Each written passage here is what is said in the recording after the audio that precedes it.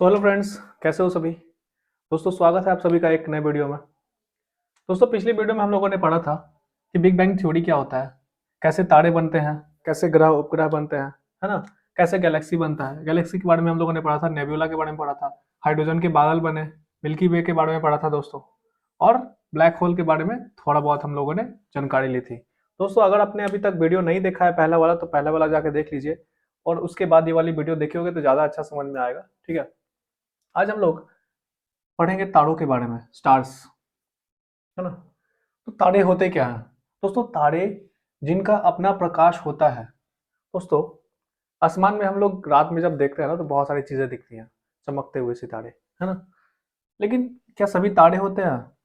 नहीं, सभी तारे नहीं होते हैं। तारे क्या होते हैं? तारे का अपना प्रकाश होता है ना। जैसे हम लोगों का जो चंद्रमा है, चंद्रमा का क्या अपना प्रकाश है? नहीं। चंद्रमा क्या करता है?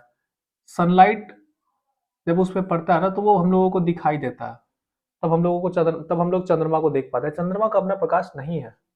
पिछली वीडियो में हम लोगों ने जाना था कि नाभिकीय संलयन के द्वारा आखिर तारे में ऊर्जा और प्रकाश कैसे निकलता है। हाइड्रोजन और हाइड्रोजन मिलता है तो हीलियम बनता है। इसी को हम लोग क्या कहते हैं? नाभिकीय संलयन। संलयन का मतलब दोस्तों क्या होता है? जब दो एटम मिलके एक नया बनाते हैं और उसके साथ क्या होता है? ऊर्जा और प्रकाश निकलता है। तो जितने भी तारे हैं ब्रह्मांड में, जितने भी तारे हैं वो सारे क्या है? नाभिकीय संलयन के कारण ऊर्जा उत्पन्न करते हैं। ठीक है दोस्तों, सूर्य भी ना एक तारा है।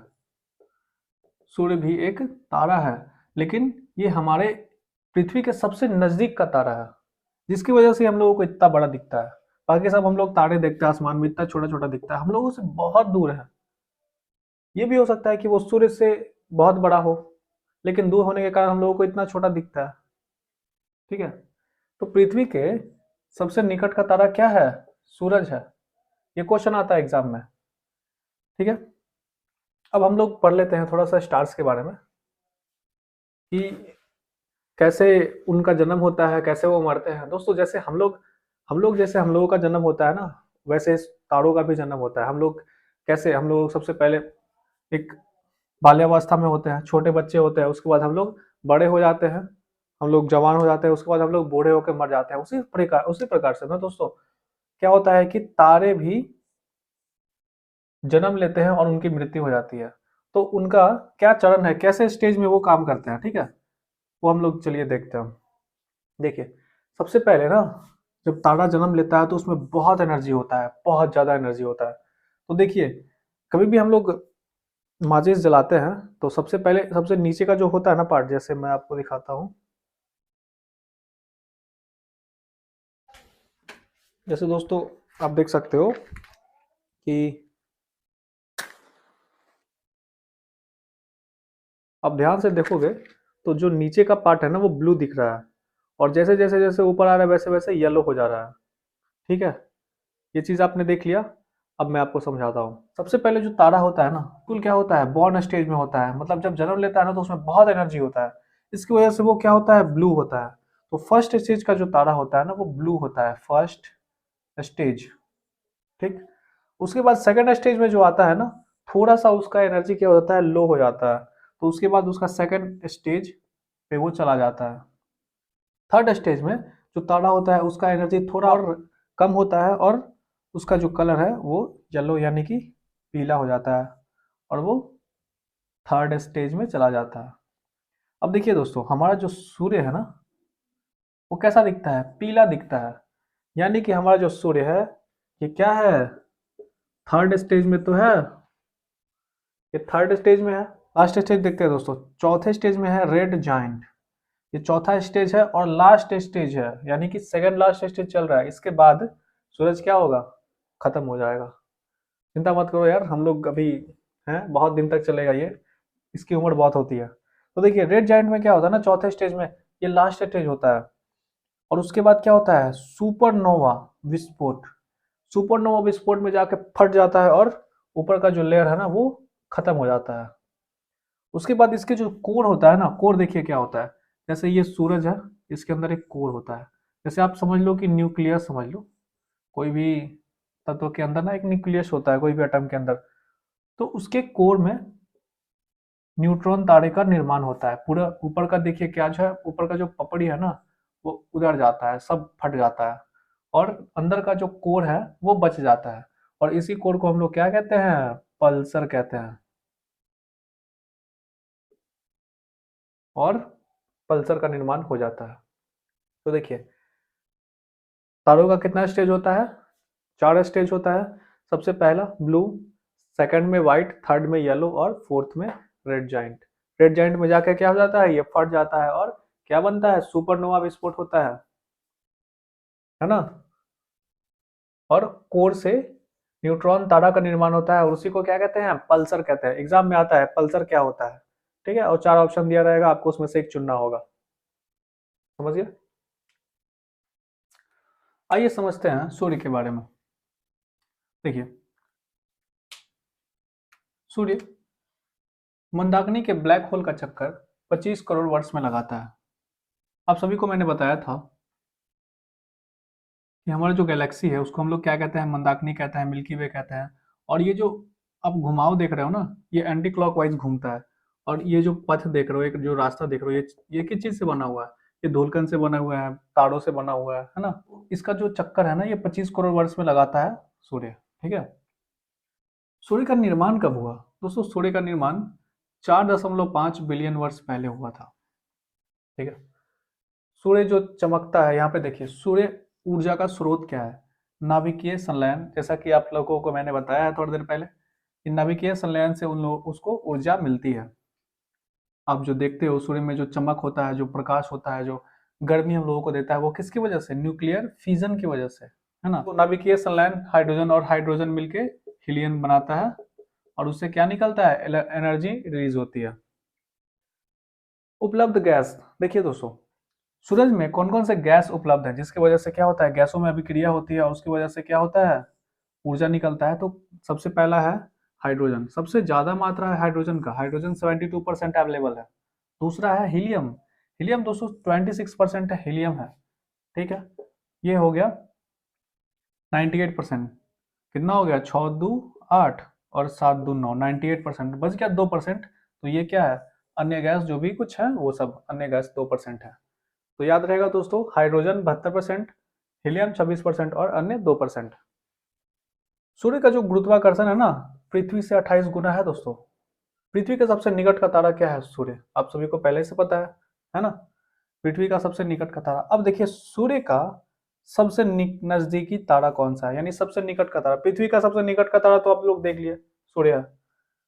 सूर्य के सबसे निकट का तारा कौन है, प्रोक्सिमा सेंचुरी, सबसे निकट है प्रोक्सिमा सेंचुरी। और उससे उसके बाद आता है साइरस, साइरस यानी कि डॉग स्टार। ये याद रखना, ये क्वेश्चन आता है, ठीक है। स्टार्स बहुत ही 2-4 स्टार्स ही हैं जिसके बारे में क्वेश्चन बनते हैं, ठीक है। तो फिलहाल अभी ये है, उसके बाद 2 और स्टार्स हैं जिसके बारे में आप लोगों को बता दूंगा। उसके बाद स्टार्स के बारे में कोई ज़्यादा क्वेश्चन नहीं बनता है। तो दोस्तों सूर्य को थोड़ा सा अच्छे से समझते हैं, सूर्य के परतों के बारे में समझते हैं कि कितने सारे परत हैं और कैसे ये काम करता है। सबसे पहले बात कर लेते हैं, सूर्य जो है हमारा पृथ्वी से 109 गुना बड़ा है, 109 गुना, है ना। और 28 गुना क्या है, गुरुत्वाकर्षण अधिक है, 28 गुना किससे, पृथ्वी से। अब देखिए सूरज में ना टोटल 6 लेयर होते हैं, ठीक है। तो समझने के लिए इसको हम लोग बांट लेते हैं, 3 लेयर अंदर वाले और 3 लेयर बाहर वाले, है ना। तो देखिए अंदर वाले लेयर, जिसको पहला लेयर जो है, ये जो बीच में आप देख रहे हो ना छोटा सा, ये सबसे ज़्यादा इंपॉर्टेंट है, इसी को कहते हैं कोर। तो ये जो है ना, इसी के अंदर क्या होता है, न्यूक्लियर फिजन यानी कि नाभिकीय संलयन। इसी के अंदर हाइड्रोजन और हाइड्रोजन मिलके क्या बनता है, हीलियम बनता है। तो ये सबसे ज़्यादा इंपॉर्टेंट है, वो कोर लेयर है। दूसरा आता है दोस्तों विकिरण क्षेत्र। इसके बाद का जो लेयर होना है ना, सेकंड नंबर वाला, ये फर्स्ट नंबर पे है तो ये सेकंड नंबर पे है। तो ये कहते हैं, इसको कहते हैं विकिरण क्षेत्र यानी रेडिएशन जोन, है ना। इससे जब निकलता है, जिसे ऊर्जा और प्रकाश जो निकलता है, तो इसी के माध्यम से क्या होता है, निकलता है। उसके बाद आता है दोस्तों संवहन क्षेत्र, ठीक है। संवहन क्षेत्र, ये 3 जो लेयर है ना सूर्य के, सबसे अंदर वाले लेयर हैं। तो ये 3 लेयर हो गए। और चौथा लेयर जो है प्रकाश मंडल, जो हम लोग देखते हैं दोस्तों, जो हम लोग देखते हैं, क्वेश्चन आता है ये कि सूर्य का जो पार्ट हम लोग देखते हैं उसको क्या कहते हैं। तो दोस्तों उसको कहते हैं हम लोग प्रकाश मंडल, यानी कि फोटोस्फीयर। इंग्लिश में कहते हैं फोटोस्फीयर, हिंदी में कहते हैं प्रकाश मंडल। ये क्वेश्चन आता है, बहुत ही लिमिटेड क्वेश्चन आता है इस टॉपिक से। जो जो आता है मैं आपको बता दूंगा। फिर उसके बाद आता है दोस्तों क्रोमोस्फेयर और कोरोना। देखिए, कोरोना को किरीट कहते हैं और क्रोमोस्फेयर को वर्णमंडल भी कहते हैं। कोरोना से क्वेश्चन आता है कि कोरोना से यह है कि ये जब ग्रहण लगता है ना तभी दिखाई देता है। और उस समय लोग कहते हैं कि जब ग्रहण लगे ना तो उस समय सूर्य पर बिल्कुल नहीं देखना चाहिए, क्योंकि उसमें से अल्ट्रा वायलेट रे निकलती है, जो हम लोगों के आंख के लिए बहुत ही ज्यादा खतरनाक होता है। तो जब ये ग्रहण लगता है तभी निकलता है कोरोना, है ना। जब ग्रहण लग जाता है इस तरीके से तो यहाँ से चारों तरफ से क्या निकलता है, एक लाइट निकलता है जो बहुत ही ज्यादा हानिकारक होता है। अब देखिए दोस्तों, हाइड्रोजन का 4 एटम मिलके एक हीलियम एटम बनाता है। ये भी क्वेश्चन में आता है कि सूर्य जो है, सूर्य का जो प्रकाश होता है, सूर्य का जो ऊर्जा होता है, किसके कारण होता है, नाभिकीय संलयन या नाभिकीय विखंडन। तो आप लोगों को पता है नाभिकीय संलयन के कारण होता है। और दूसरा चीज आता है कि कितने एटम मिलके एक हीलियम बनाते हैं। 1 2 3 4 ऑप्शन में रहेगा, तो 4 आंसर सही रहेगा, है ना। दोस्तों एक टर्म आता है यहाँ पे सौर्य कलंक, यानी कि सन स्पॉट। देखिए दोस्तों, सूर्य के किसी भाग का तापमान अन्य के मुकाबले कम हो जाता है एवं धब्बे के रूप में दिखता है, उसे सन स्पॉट कहते हैं।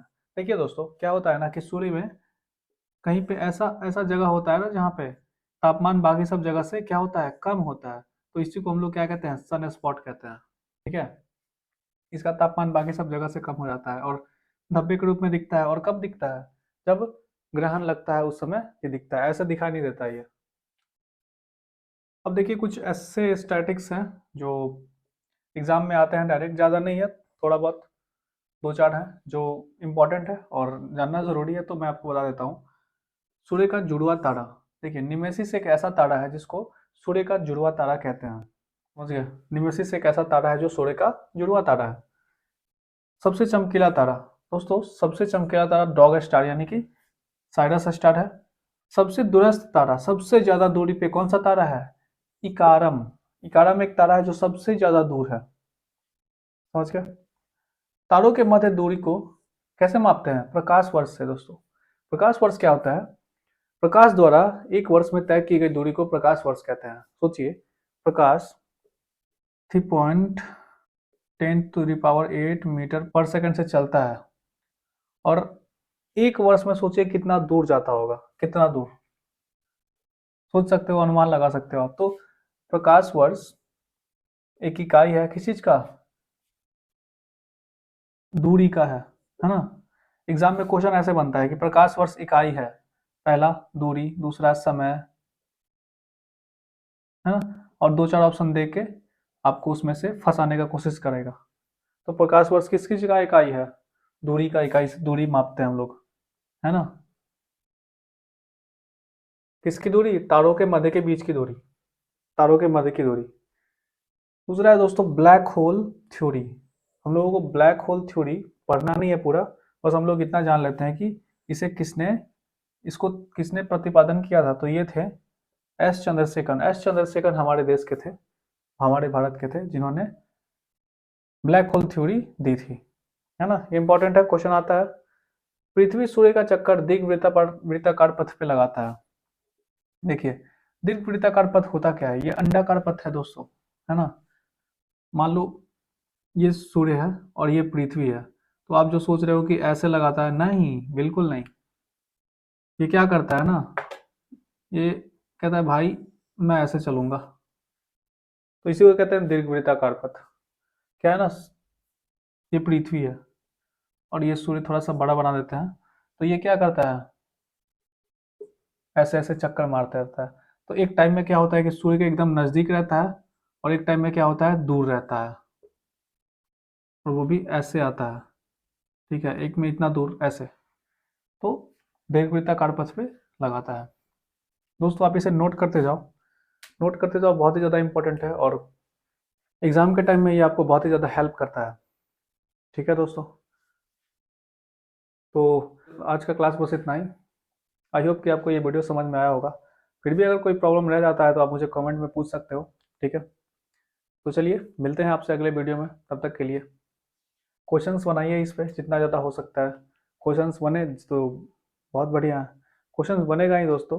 जितना ज़्यादा क्वेश्चन बनाओगे उतना ही ज़्यादा फायदा होगा आप लोगों को। एग्जाम में क्वेश्चंस आ जाते हैं जो क्वेश्चन बना के जाओगे, है ना। तो मिलते हैं आपसे अगले वीडियो में, तब तक के लिए जय हिंद दोस्तों।